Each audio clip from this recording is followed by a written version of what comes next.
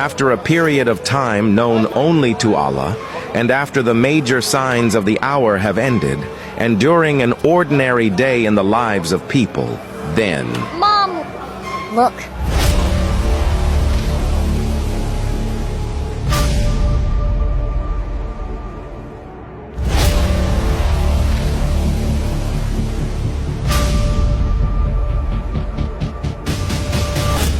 The trumpet has been blown. The earth quakes, the sky splits open, and the mountains collapse. The seas boil and erupt.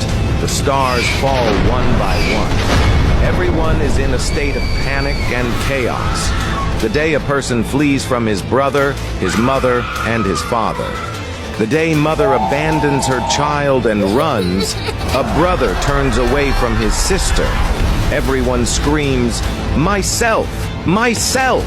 There is no more injustice today. Today, every soul will be recompensed for what it has earned.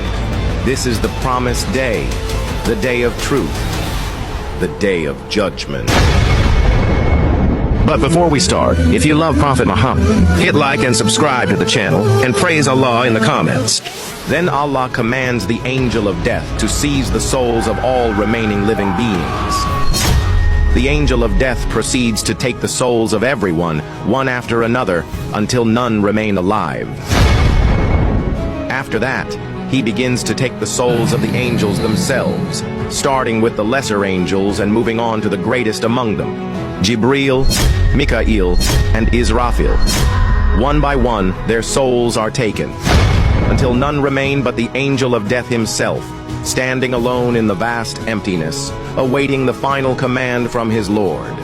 The angel of death says, his voice weary, "My Lord, none remain alive but me."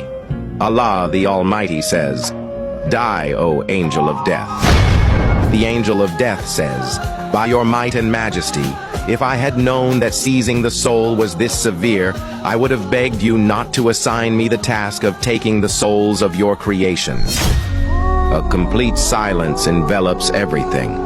The gates of the heavens and the earth are closed. The universe is empty.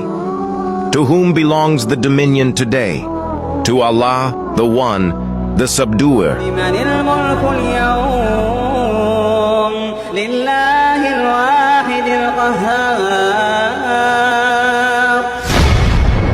Then Allah revives Israfil once more and says to him, "Blow the trumpet again."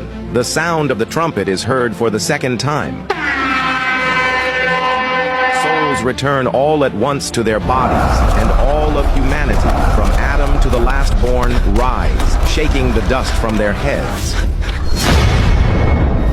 On the day when they will come out of the graves rapidly, as if they were racing towards a goal, you hear the voices of the sinners, "Woe to us! Who has raised us from our resting place?" The believers reply, "This is what the most merciful promised, and the messengers spoke the truth." And in the midst of this terror, mysterious and terrifying scenes appear. Who are those women wearing garments of fire, burning their bodies as they run and scream? Who are those men with blood dripping from their mouths as they run among the crowds? And who are those tiny people moving between the feet of others like little ants?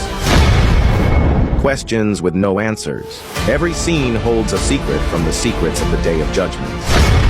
The earth is changed to another earth, a pure white land with no landmarks for anyone. People are gathered to the appointed land, and every nation is led behind its prophet. The nation of Musa, Isa, Ibrahim, and Muhammad, peace be upon him, a majestic scene never witnessed before. The banner of the Prophet Muhammad, peace be upon him, shines like a star.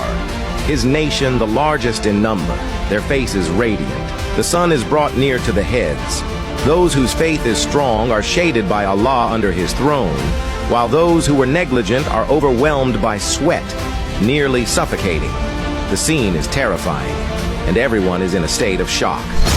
The believers are led to the pool of Kauthar. Its water is whiter than milk and sweeter than honey. They drink from the hand of the Prophet Muhammad, a drink after which they will never thirst again.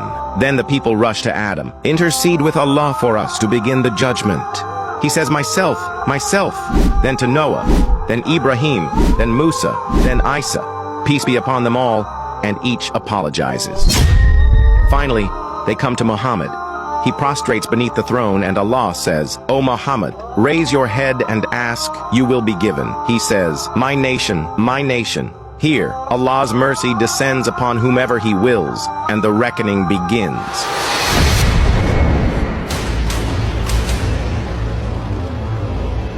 Books of deeds fly in the air. Each person catches their own book. These are the books of deeds. No action, big or small, is left unwritten. Those who receive their book in their right hand will be joyful, saying, come, read my record. But those who receive their book in their left hand will be sad, saying, oh, if only I had never received this book, never known what I did. Different faces and feelings appear. Here is the young man who was saved from the punishment of the grave in the last episode. Now he receives his book in his right hand and looks happy. Some secrets start to become clear. The women who were raised with their clothes burning are those who used to show off their bodies in an immodest way and caused trouble.